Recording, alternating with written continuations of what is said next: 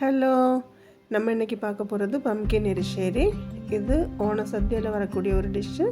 இதுக்கு பாதி பூசணிக்காய் நான் எடுத்துருக்கிறேன். அதை தொலி எடுத்து சின்ன சின்னதாக கட் பண்ணிவிட்டு 1/4 டீஸ்பூன் மஞ்சள் பொடியும், 1/2 டீஸ்பூன் வத்தல் பொடியும், 1/2 டீஸ்பூன் நல்ல மிளகு பொடியும், இந்த காய்க்கு தேவையான அளவு உப்பையும் போட்டு தண்ணியும் ஊற்றி காய் வேகிறதுக்கு தேவையான அளவு 1 கப்பு தண்ணி ஊற்றி வேக வைக்கணும்.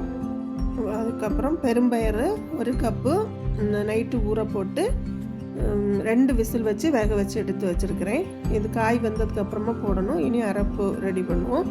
அதுக்கு 1 கப்பு தேங்காவும், 1/4 டீஸ்பூன் ஜீரகம், 3 பச்சை மிளகா, 1/4 டீஸ்பூன் மஞ்சள் பொடி, 3 அள்ளி பூண்டு, இது இவ்வளவும் போட்டு கொஞ்சம் தண்ணி ஊற்றி நல்லா பேஸ்டாட்டு அரைச்சி வச்சுக்கிடணும். அதுக்கப்புறம் இந்த காய் 3/4 அளவு வந்ததுக்கப்புறம் நம்ம வேக வச்சு வச்சுருக்கிற அந்த பயரை தூக்கி போடணும். இது வெள்ளை கலர் பயரை நான் வேக வச்சுருக்கிறேன்.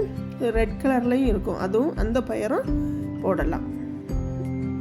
இது எல்லாம் மிக்ஸ் ஆகி கொஞ்சம் வெந்து வரும்போது நம்ம அரைச்சி வச்சுருக்கிற அரைப்பை எடுத்து போடணும். தேங்காய் எடுத்து போட்டு இந்த பச்சை ஸ்மெல்லு மாறுறது வரை நல்லா திரும்ப வேக வைக்கணும். அந்த பச்சை ஸ்மெல்லு மாறினதுக்கப்புறமா தாளித்து ஊற்றணும். அதுக்கு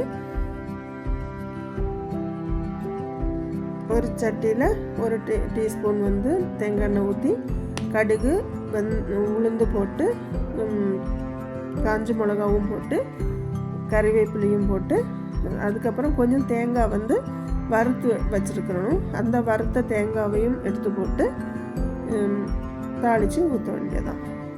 இதில் தாளிக்கிறதுக்கு போடுற தேங்காய் ஒரு 2 டேபிள் ஸ்பூன் தேங்காவை நல்லா சுவக்க முதல்ல வறுத்து வச்சுருக்கிறோம்.